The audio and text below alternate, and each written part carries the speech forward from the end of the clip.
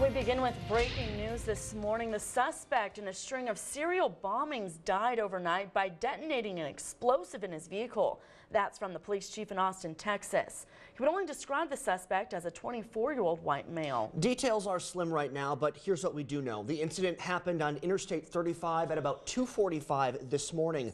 Police found the suspect's vehicle at a hotel, but while they were waiting for backup, he began to drive away. Officers followed that vehicle, and that's when a confrontation happened. Ended up stopping in the bar ditch on the side of the road behind us.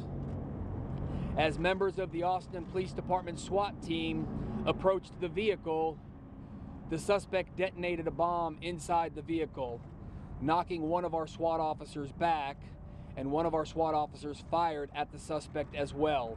Of course, we will be following this story throughout the morning. Be sure to stay with your news leader for updates on that.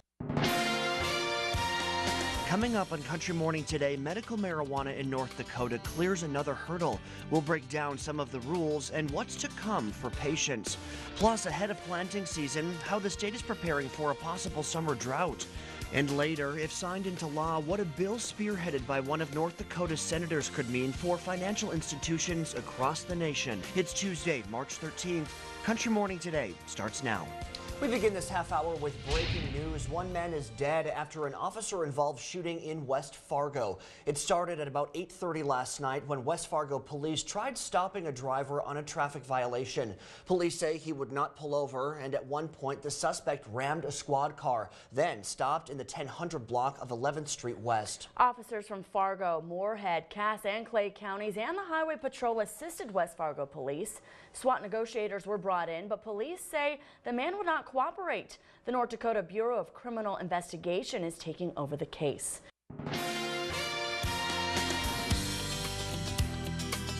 Welcome to Country Morning Today. Your morning news and weather headlines start right now. We've been following breaking news all morning long out of West Fargo, where one man is dead after an officer-involved shooting. It started around 8:30 last night when West Fargo police tried stopping a driver on a traffic violation. Police say he would not pull over, and at one point the suspect rammed a squad car. He then stopped in the 1000 block of 11th Street West. Officers from Fargo, Moorhead, Cass, and Clay counties and the Highway Patrol assisted West Fargo police. SWAT negotiators were brought in, but police say the man would not cooperate. During those negotiations, the suspect exited his vehicle and posed an imminent threat to those SWAT officers. At that point, the officers engaged the suspect and shots were fired. The suspect was transported by ambulance to Sanford Hospital and was pronounced dead at the hospital. Police are not releasing the man's name until relatives are notified. The North Dakota Bureau of Criminal Investigation is now taking over the case. All right, here's what's coming up on the last half an hour of Country Morning today. We have reporter Max Grossfeld live on the scene in Beulah, where a fire burned late into the night and prompted a voluntary evacuation. Plus, one of the state's biggest crops may be drought tolerant, but it isn't immune.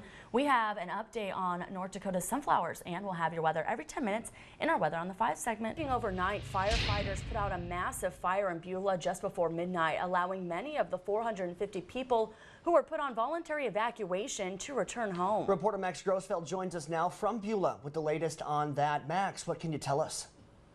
Good morning. Just to my south are the hills that were burnt up in the fire last night. But he said as the sun comes up this morning, officials will get a much better look at the damage. Reporting live in Beulah for NBC North Dakota News, I'm Max Grossfeld.